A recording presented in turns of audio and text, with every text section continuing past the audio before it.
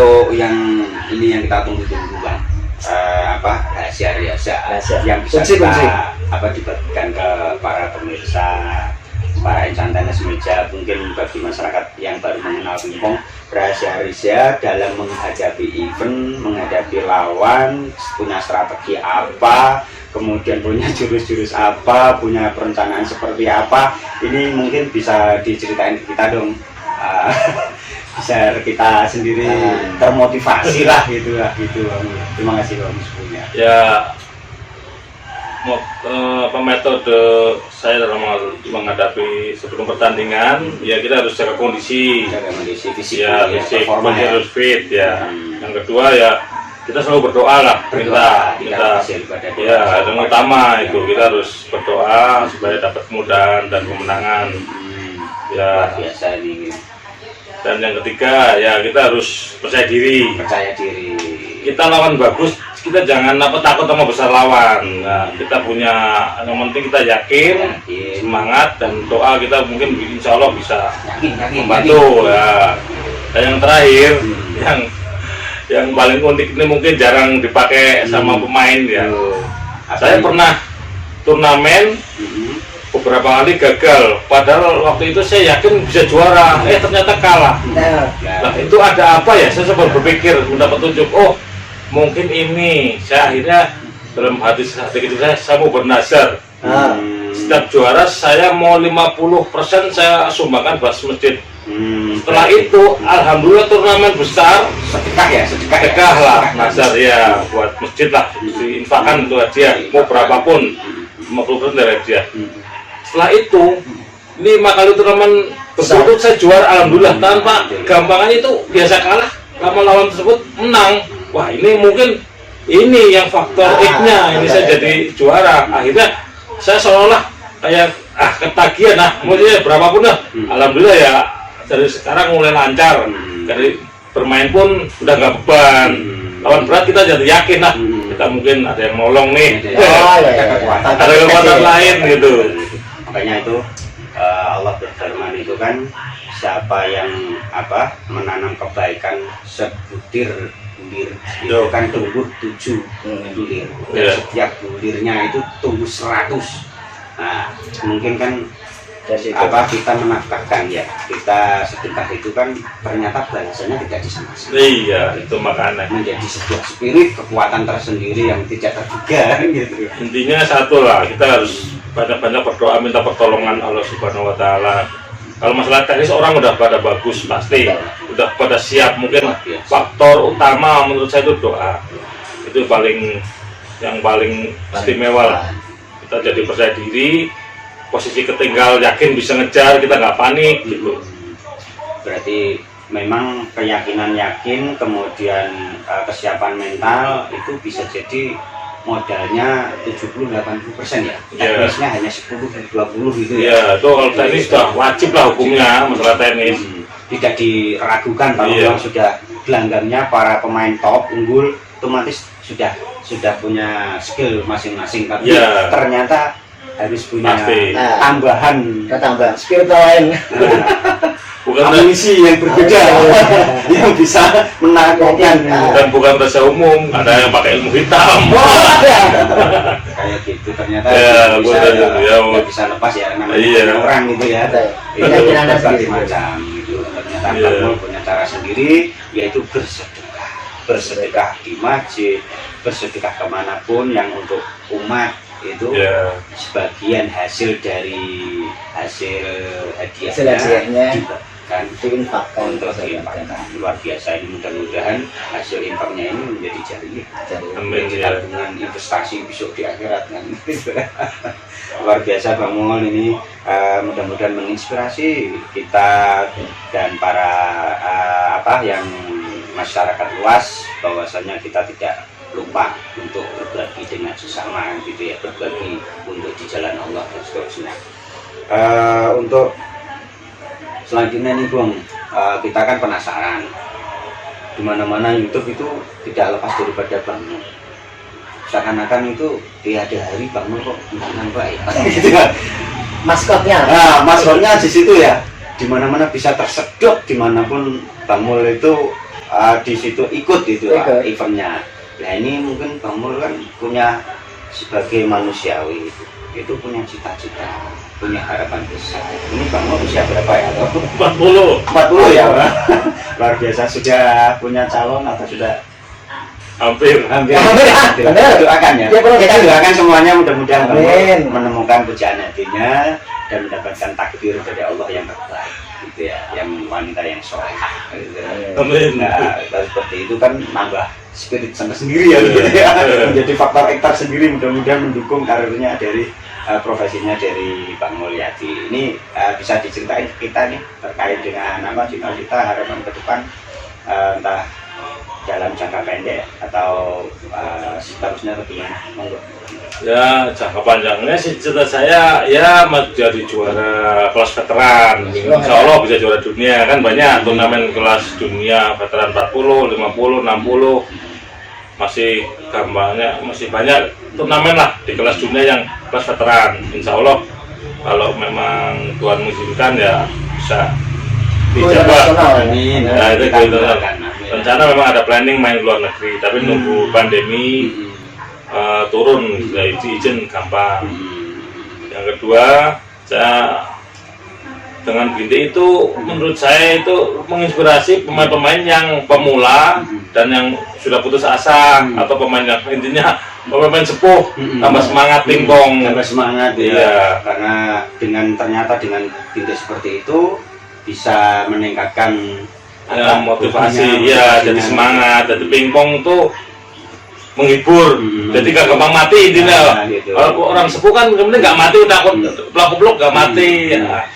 Terus gini Bang Mul, aku pernah membaca komen di dalam kolom-kolom itu, pemainnya nggak sportif, mainnya apa dengan pemain Bintik seperti itu. Ya sewaktu itu kan saya pernah menyelenggarakan turnamen. Sering kan saya menyelenggarakan turnamen waktu sebelum pandemi dulu, saya masih anak-anak masih kecil. Itu sampai saya itu didatangi banyak orang, bahkan di Jabri, bahkan di inilah Pak minta untuk Bintik proses nggak usah aja, dilarang saja gitu saya. Terus akhirnya pernah saya menyelenggarakan sekali, malah saya dari berbagai macam kota itu pada ngamuk ke saya, pada menghubungi saya, menyindir saya, Pak Mita mau membunuh kita ya, wong kita itu senang pingpong karena ada bisa Bintik kok gitu kan.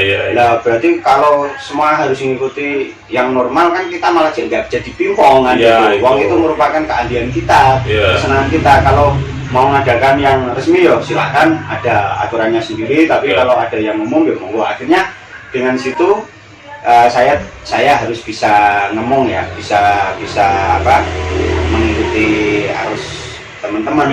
Saya menyelenggarakan yang kelompok umur, yang veteran, kemudian yang umum ataupun yang non porpo dan seterusnya kan. Akhirnya kan saya rangkul semuanya. Akhirnya kan mereka tahu dan saya tidak ada rasa yang lain kecuali hanya untuk menemukan semua yang mereka ketahui. Nah ini pertanyaannya dari desain ini. Apakah Bang Mul selain proses itu bisa aja nih kalau bermain pingpong selain Bintik proses ini? Alhamdulillah sekarang teknologi udah maju dan pabrik-pabrikan luar negeri pun udah menciptakan Bintik yang hampir mirip proses walaupun harganya mahal. Ya kita udah bisa pakai Bintik itu dengan catatan kita harus diakali pakai kayu yang pelan. Jadi bola lebih kontrol, juga nggak begitu jauh. Saya juga udah siapkan 2 senjata, kalau ada turnamen resmi ya pakai resmi. Berarti ini Bang Mul bisa mengikuti pertandingan resmi sesuai dengan PSSI atau STF. Artinya versi yang benar-benar tidak melanggar. Ya harus siap. Kita harus tergantung. Kita turnamen lihat panitianya.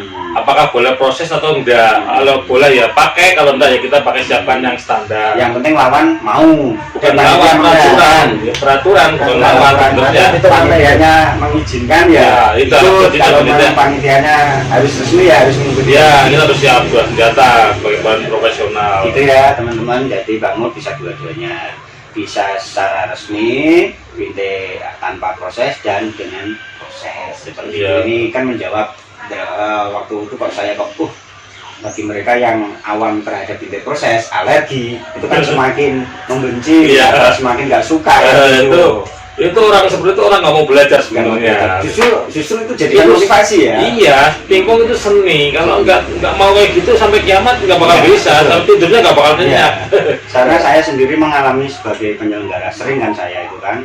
Ya tapi kan saya harus ada yang olahraga prestasi, ada yang itu kan gitu. Saya harus merangkul semuanya kan seperti kalau memang prestasi memang saya larang. Tapi kalau memang posisinya itu untuk hiburan dan ya saya izinkan harus memang ada kelasnya sendiri-sendiri. Apalagi sekarang di Jakarta pun mulai bebas karena pemain berproses banyak sekali. Kalau kita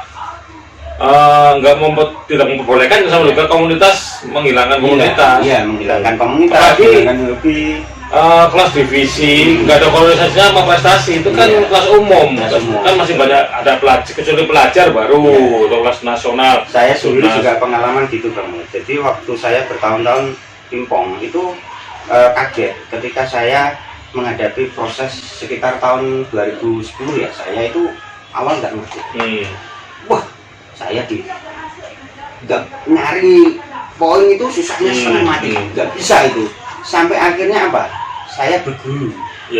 Berguru dengan orang-orang yang bisa bermain bile. Oh, caranya membalikan gini.